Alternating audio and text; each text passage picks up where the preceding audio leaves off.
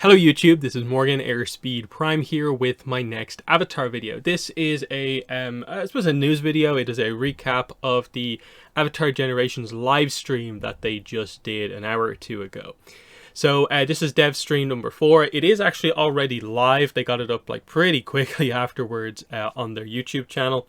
So you can watch the whole thing if you want. This is obviously just going to be a recap of what they actually showed off kind of throughout the whole thing, of course.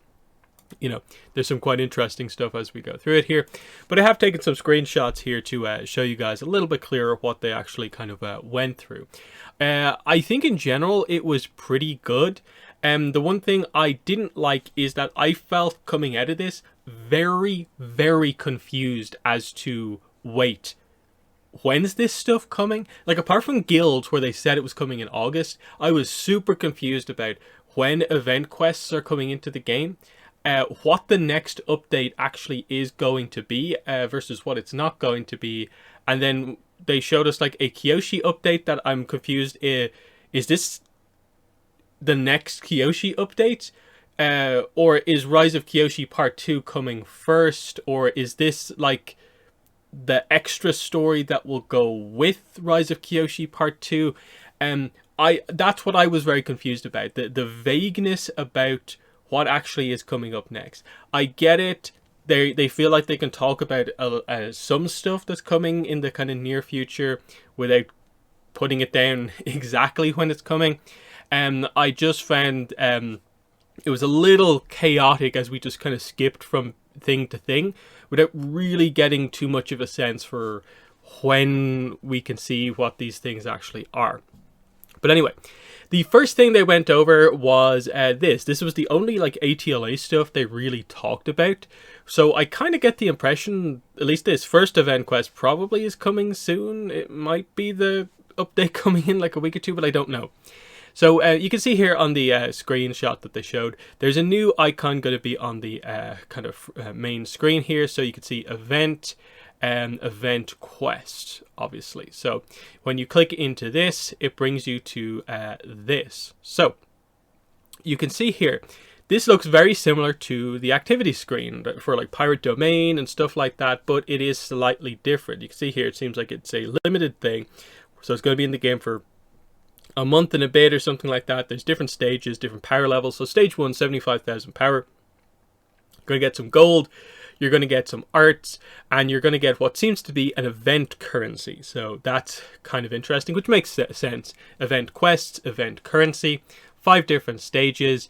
But what's interesting is that this does seem to be a style of delivering on story content. They described this as a way to bring forward little chunks of story content so that they can introduce more notable characters from later on in the story, from different timelines and stuff like that, in as a kind of event quest, instead of, I suppose, theoretically having to always design like a full adventure map for a different scenario like Hegemon's Folly or something like that. So in this case, they're bringing forward this kind of section of book 2 with Zuko and Iroh traveling together, which again we won't get to for probably like a year or something like that when we finally get into book 2.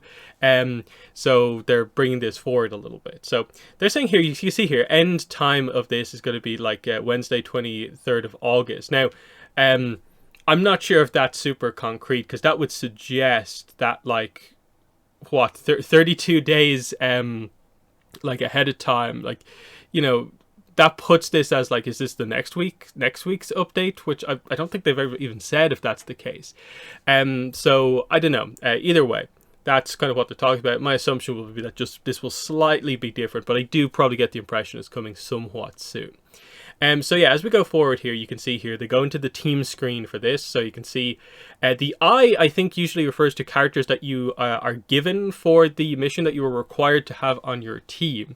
So you'll get to play as the new Peace, Ronin Zuko, and kind of Traveler Iroh, or whatever they're called. And I guess you can add other members onto the team. They don't show us the restriction type stuff here, but you can see here it's got the usual stuff of like challenges, 12 turns or fewer is a little bit more generous than previous ones, which is nice.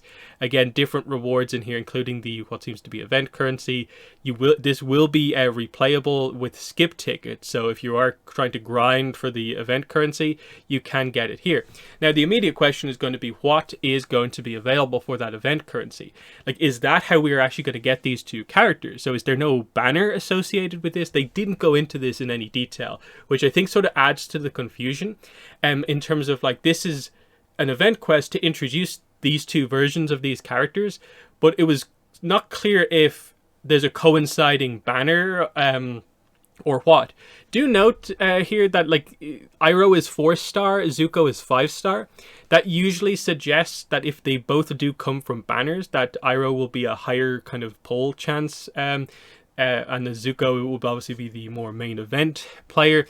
But then what is the event stuff for? So is there just relics for these characters, or are both of them going to be available for maybe like a decent amount of the event currency? We just don't really know yet what the exact breakdown is going to be on this, but you can see there is some story content associated with this, as you can see here. This is obviously immediately after the early events of book 2. And we have a little bit of a cutscene type stuff going on here. And if we just look at the video a little bit, there is some kind of stuff going on here. You can see, like, there's bits and pieces going on here that are kind of slightly different. So, you know, interesting enough. But then they do show a little bit of gameplay where you can see these characters in action.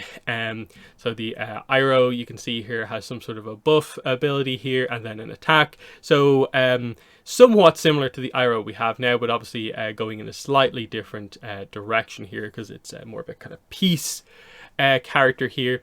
And then we do also have the Zuko, who works in a very interesting way, because it's kind of Ronin Zuko. They're going for some sort of a mix of non-bender and also firebender, where I believe the way his abilities will work, the reason there's a lock on a lot of his stuff is because you basically have to build up to eventually unlocking your advanced ability, which then kind of changes the way the character operates, because it's meant to be, I think, the distinction between him being full non-bender and then resorting to using flames on the swords like he does at the end of Zuko alone. So that's the whole idea here. I think they confirmed that the art here, this won't be the finalized art for this character, because it is going to have the hat, and I think they said the pose is going to be different. So this is just a kind of like earlier version of it. So do keep that in mind. So that's kind of all they said for the Aang era stuff. Now, again, they kind of clarified, like, that these event quests can be kind of anything pretty much. So they can be from anywhere in the story, basically, as a way to bring characters forward in a more interesting way than just like, here's a banner and this character's in here. So that should be interesting. Then they switched it up kind of in a big surprise in a way to Rise of Kyoshi, I suppose just Kyoshi era content. So first of all, they showed us a bunch of new characters that are going to be in a new kind of event scenario thing. So I'm guessing this will be a kind of Kyoshi version of Hegemon's Folly, in terms of just being completely new content. There'll be some sort of an adventure map thing going on here, but it seems to exclusively, in terms of the characters, involve new characters, which they are showing off here. So I'll bring this image up just on screen here so we can see it a little bit clearer. So we have Samira here, who is a airbender character. And again, we are in the Kyoshi era here, so this is why there are multiple airbenders around, of course. That is only a Aang era thing and early Korra era where there really aren't many airbenders. So this is a master airbender character. Her tattoos are in fact correct. They did note that she is a young master airbender, but she is not as young as Jinora. So the record being Jinora's hasn't been broken here. And I'm guessing it also isn't the case that, like, it breaks Aang's record either. So I'm guessing this is a character who probably at in around 13 or 14 got her tattoos or something along those lines. Then we have this character here, Nathaka, who is also an airbender. He just doesn't have his arrow tattoos because of, based on what they said. Now, this lore, they did say, is sort of changeable. It is in progress, so this might not be fully locked in by the time this actually comes out.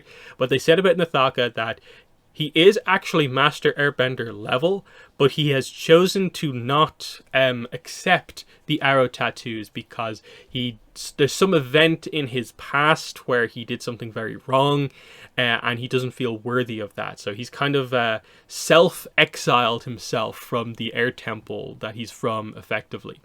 This also explains the kind of earring that he has on. I think is related to some sort of a past companion or something like that isn't around anymore. And the idea is that these two are actually friends, and she is, I guess, trying to check up on what's happening to him now that he's kind of gone into kind of self-imposed exile. So very cool idea for a story there. We need more airbenders in the game, and this is a way to do that for sure. Then I'll just scroll this image across here. So these characters here are all part of a group. I forget the name of it. They only said it on the stream. It begins with M. It's not super important, but the idea here is that this is effectively an organized mercenary group that is specifically to counter Daofei and pirates in the era. That they view them as, in the Kyoshi era, of course, it is an era defined by Daofei, a kind of banditry, effectively. So this group is trying to, find their way, find their justice against these groups by forming their own kind of military kind of faction against that. So you can see here we have Merc A, B, C as just kind of more generic designs, but also a main character here, Zongyu, who I think they said two of these are non-benders, the other two are earth-benders. Zongyu specifically, they described some very interesting stuff about the weapon that he's holding there. They described this as he defeated, I think they said, a Fifth Nation pirate and claimed his weapon. But the history of this weapon is that the Fifth Nation pirate had taken this weapon from the Ancient Sun Warriors at some point. So this is an Ancient Sun Warrior kind of relic artifact that is now in the possession of Zongyu as a weapon of justice against Daofei. I think they described the idea is that because he's an earthbender, he is going to use the kind of chunks of like obsidian that are in the blade, and he can control this at range as well. So he is, I guess, a combination melee earthbender fighter with a weapon, so kind of cool stuff there overall for this group, and this will also relate to other stuff as well. So let me just scroll down to the other picture here. So I need to take this off screen. This one here. So yeah, we have these characters as well. So these two are Uki and Amaruk. These are both, she is a Fifth Nation pirate who has decided to kind of change her ways and be more about peace. And the other guy, Amaruk, I think is also meant to be Fifth Nation as well, but he has a darker kind of history, and she seems to be, I suppose, trying to kind of help him through it. They specifically said that these two characters are going to be, this is a Peace Fifth Nation pirate, and then this character is going to be Chaos. So at some point we're going to get a Peace Chaos thing that is these two. I'm assuming it will be Powerful Opponent because they are original characters. Again, this is probably a little bit off in the distance as maybe September or October update. They didn't say those dates, I'm just speculating there. But I'm assuming it's still a couple of months away on this. Again, I'm very unclear about if the next Kyoshi update that we get is just going to be this new content, and then we'll have to wait for a third Kyoshi update to actually get the next Rise of Kyoshi update. Again, some of this stuff should, I think, be clarified because it is a little bit confusing, even reporting on this, kind of taking in what they've said. But yeah, so some interesting designs here, I think, really, really nicely done, especially in combination with these other characters here. It seems to present the idea of quite an interesting story. And I think they're saying that this group will sort of encounter these characters because, of course, these characters are after Daofei, and these are Daofei, so it makes sense, and I'm guessing maybe these characters get in the way of that, so that would kind of make sense. Then just a few things that were said on the Discord. So the idea here is that event quests are going to allow us to deliver battles centered around characters from any point in any time. We could be in book 1 in Aang's timeline, but still showcase characters and battles that would normally happen in book 3, etc. Same goes for any timeline. We're cooking up a variety of original characters to expand on the lore of Avatar Kyoshi's timeline, which is very good. So new airbenders, waterbenders, villains, and more. We'll learn about that over the next couple of months. In the meantime, we have other drops we didn't talk about that you'll get to experience between now and then. So that seems to kind of confirm the idea that they specifically didn't talk about like the immediate update that's coming out, but they talked about the ones further into the future, which was a bit weird. So there's that. Then they got into guilds, and this was the thing they were a little bit more concrete on. They said because it's still in development, even though it's somewhat close, they didn't quite want to show it off just in case they made some last minute changes. So they just have this guild text here. Some basic ideas they just talk about that what guilds is going to be. It's going to be basically lead to PvE activities with your guilds kind of working together. There'll be some element of competition, I guess, between guilds, within guilds. I'm not really sure. They're saying that this will happen in August. At least the first stage of the guild feature being launched will happen in August. So that will introduce the ability to kind of create guilds, add people to your guild, set it up basically, and do a lot of the initial things. So the again on Discord they mentioned here, raid bosses are coming in the second phase. Phase 1 will be just getting the system online. You can group up, chat, as well as check in for rewards. So adding in chat is kind of interesting. In-game chat with your guild is kind of interesting. And then obviously some sort of reward feature to justify why you would actually have this in there. But yeah, the big thing seems to then be adding in future raid bosses, which is obviously a feature of a lot of modern games. You have to have this. They talked about how there are multiple new bosses that are going to kind of rotate in and out. They mentioned that the first boss was designed by Brian himself. Now, they didn't say who it was, but it's kind of interesting that the first one was done by Brian.